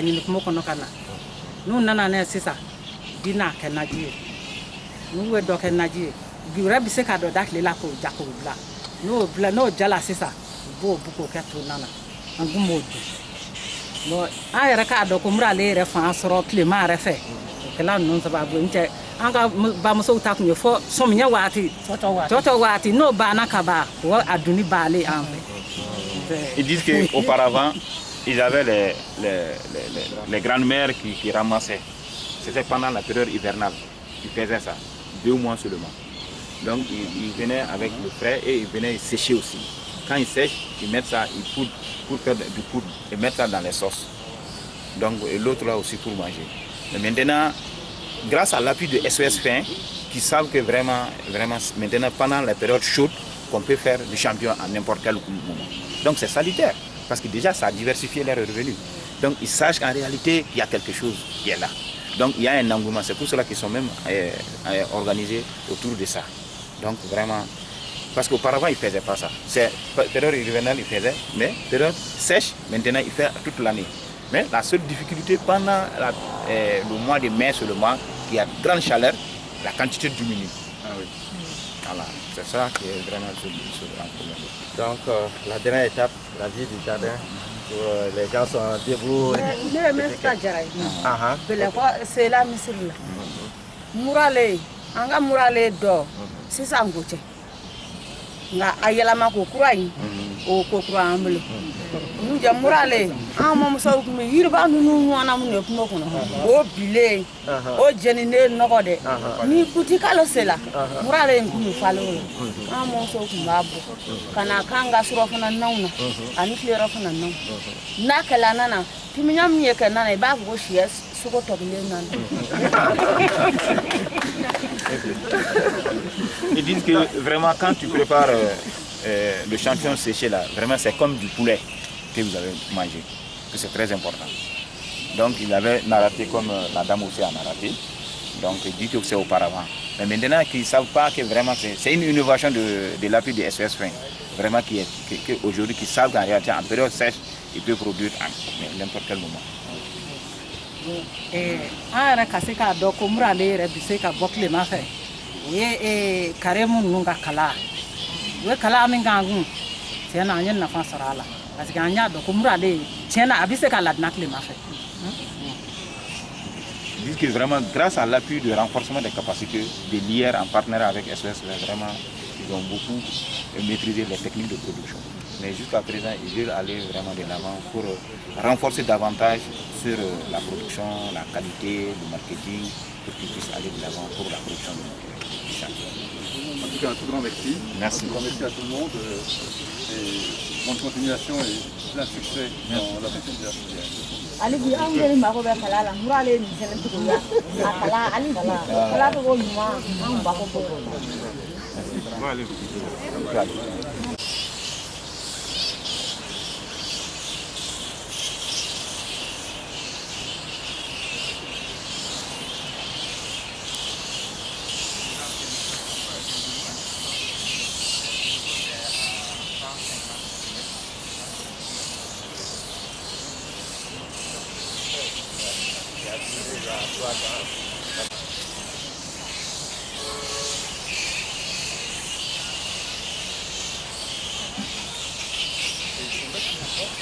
Ah oui, les moutons, les volailles, c'est ce qui nous avait un peu soudés, voilà. Donc là, on a voilà, les fleurs qui sortent. Oui, oui, les fleurs qui sortent. Ça, la première étape. Je fais une formule au labo. Après, je récupère, je mets ça sur le milieu, je le jette. Et c'est là où ça commence à partir. Il faut faire tout ça chaque fois. Ouais. C'est du boulot. Ici, vous avez le technicien et le milieu pour le milieu PDA, la la boîte coûte ici, c'est 115 000 francs CFA. La boîte est 700 grammes. 115 000. Donc, c'est quand même des frais importants au début. Ouais. Et que tous les semences sont testées ici d'abord avant d'aller. Les meilleurs qui s'apprêtent à la culture régulière, c'est ce qu'on amène chez les dames. Voilà, c'est très fragile. Si vous comptez votre travail, les dames, si on devait ajouter le coût de votre travail, du technicien, vous travaillerez à perte alors. Ouais. Parce que vous fournissez gratuitement aux dames la matière. Vous fournissez gratuitement aux dames la matière première. Parce que c'est la qui paye ou. C'est un accompagnement pour le moment, une formation, un appui pour les femmes. Et financier aussi, parce que la première phase est payée par SOS Fin. Oui. Et si SOS Fin ne payait pas le prix, ça viendrait à combien les 100 grammes? Ouais, il faut que le consommateur accepte de payer un peu plus cher. Parce que la boîte de 100 grammes que nous apportons au marché, il y a Dembaga, chef cuistot Dembaga. Oui, c'est Galerie Diabète. Oui, voilà. Dembaga, lui, il a dit que ça pourrait être 3-0. 3-0, 3-0-50. Oui, oui. 3-0, 3-0-50. Pour l'instant, SOS Fin fait, disons, support et même paye une partie du prix à la place du consommateur. Alors que normalement, si on... Je trouve vraiment des projets très utiles et très intéressants pour les gens qui le font et aussi pour le consommateur. Et on a des belles spécimens de l'autre côté. Commencer à équilibrer. Tout à fait. On parle bien souvent de start-up où ça fait vie, ça fait des mais pour l'instant, c'est la Belgique.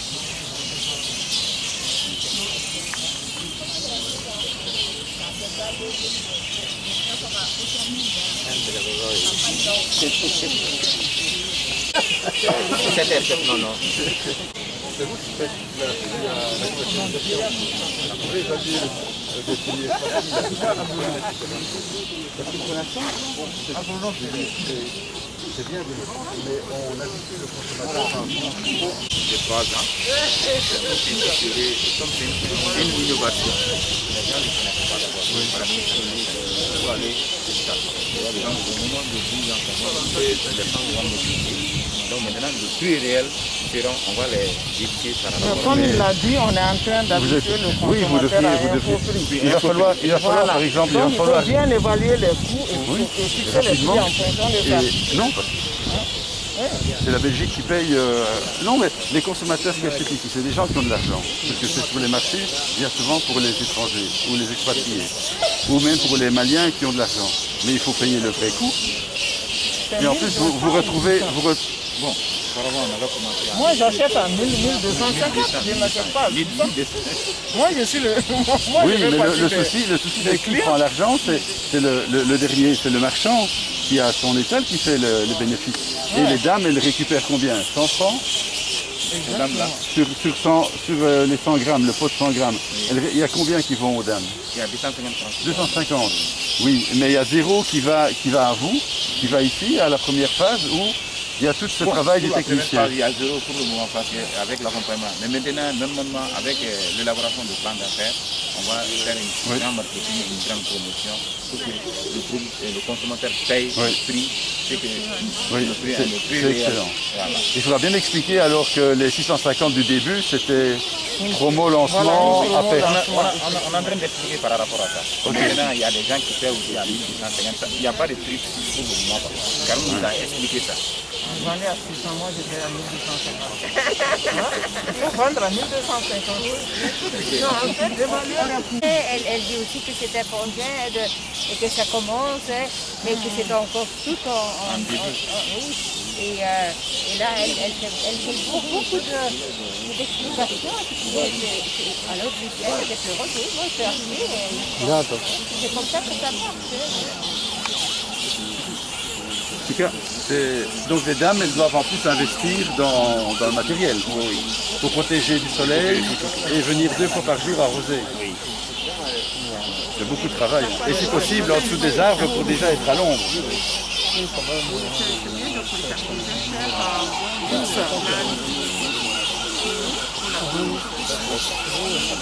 Donc c'est du travail.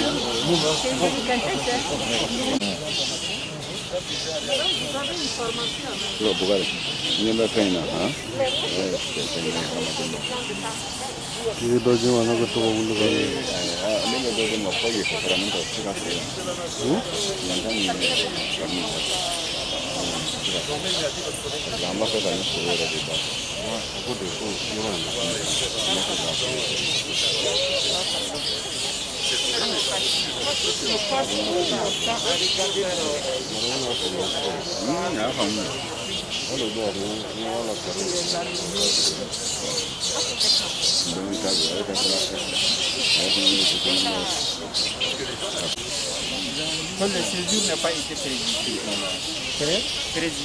Précisé, le séjour. Oui, il faut regarder dans la demande ce que vous faites. Il y a des instructions. Et là, ils sont très regardés. Ce n'est pas l'ambassade qui le fait. C'est d'autres institutions, donc Pays-Bas qui envoient aussi à d'autres. Qui envoient au Ghana.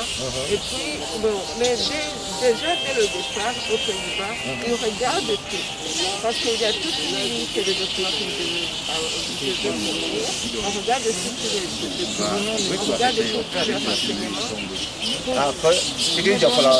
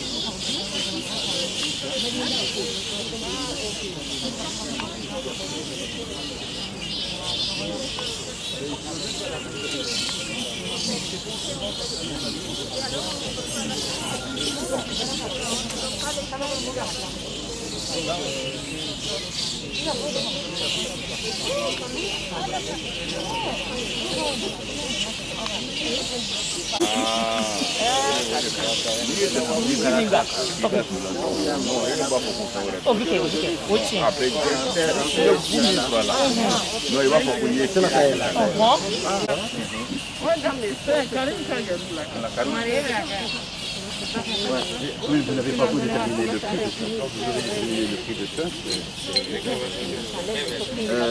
Son Excellence avec Madame. Voilà, pour votre attention, il y a nos dames de Beleko qui ont souhaité vous offrir un cadeau symbolique. Elles ont été très contentes que vous ayez accepté leur invitation pour venir voir ce qu'elles font, l'effort fourni par rapport à la production, à la commercialisation et la gestion aussi de l'union. Voilà, donc c'est un cadeau symbolique, ça vient du fond du cœur. Voilà. Je peux dire quelque chose. C'était pas nécessaire parce que nous. Tu peux dire en peut-être. Voilà.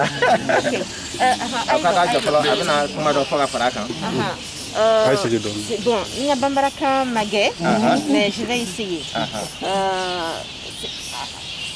Atmosphère aka cadeau di anma parce que au yere abimike cadeau lo déjà envoyé le fait que Amina et puis Abeno ka expliquer abi baramike déjà ka participer à la démission ka éducation là le fait que envoyé c'est déjà doucement lo on fait cadeau lo déjà envoyé amaka comme bi fera baka cadeau là mais c'est pas nécessaire.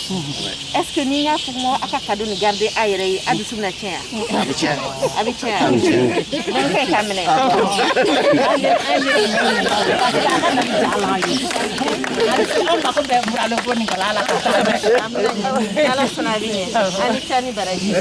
et vraiment abi barani mankera abi ala ka dominique ami ala ka ko famo fona ka seka adome ami o ko sono bon nya ni ya kadim senga ka to muso kana kana expliquer so bi barani kera ka seka expliquer bon fama kere comme ça nous va flow bi seka dominique framinka seka ke ko seka dominique halbi o ka seka ka oye quoi parce que c'est ça le plus important non alors le faut nous Bambara est très clair. C'est très clair. Alaka Asekai. Merci. Il y a aussi les autres. Okay. Mais à Unifo, Madame Unifo, nous devons voir avec Barake. Donc, avec Warbil, la Unimi, qui est à Warimine, il faut que la Mika Sabat. Donc, nous, on a un Sabat qui a été signé du Soumai. Donc, on va nous voir ça. On va nous voir ça, les cadeaux. Mais comme les cadeaux, il y a un tableau là. On a un tableau là, il y a un tableau là. Donc, kama vraiment ay resta mena yani ni marani ay bara intani disi bara ni subala femi ngira jiro kuma na bara ko ina o kunye akayoro ko nga ala barika labi utala ko lodo sokoy amina bara nga yoro ko alisa ame la ni ke ala ka dimo wala ko sabala ala ka ofna de me kasini créa da amina aka ke fangaye et puis aklinyima e ka demson fana blastra amin okaye ko o bo masigi katro kono ni ke ko mo pa doma parce que wa ko bolo mi ba dima ale bolo le bisan fait mais ni ele yere bolo fla ni yere bolo fla mi ka do yere bolo ko kono o yi yere se tanga yi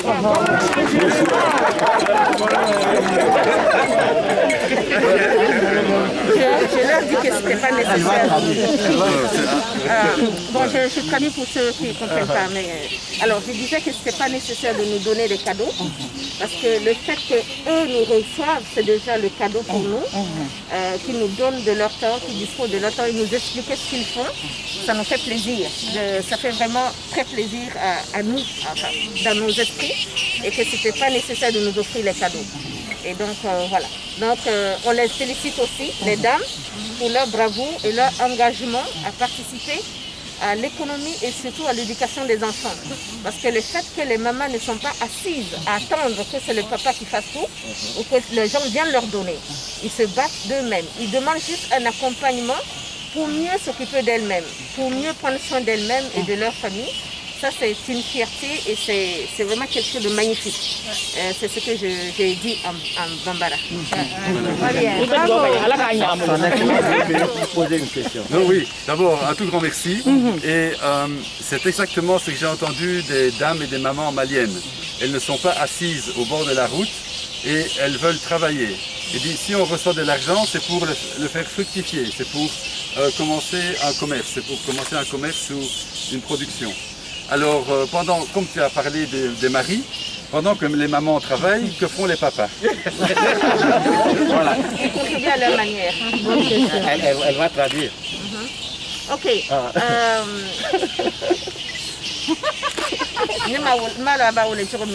Ambassadeur Tcheko.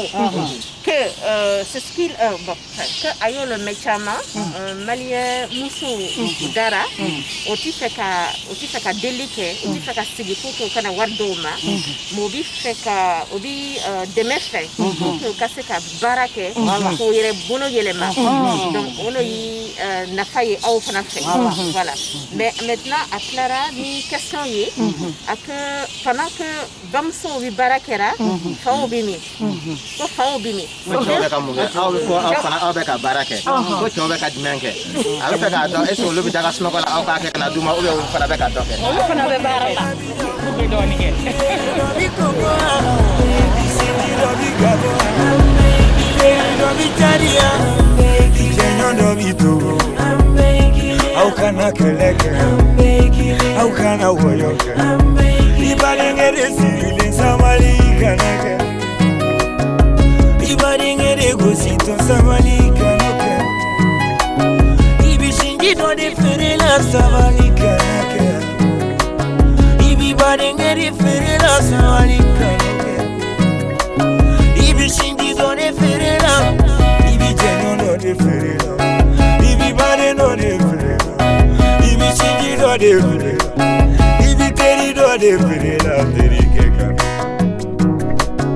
Afima ya tijonye Omidu na fe Afirike omidu na fe Omidu na fe Malien omidu na fe Omidu na fe Ivoire omidu na fe Omidu na fe Sénégal omidu na fe Omidu na fe La Guinée omidu na fe Omidu na fe Mauritanie undunga mbekilea Mbekilea Mbekilea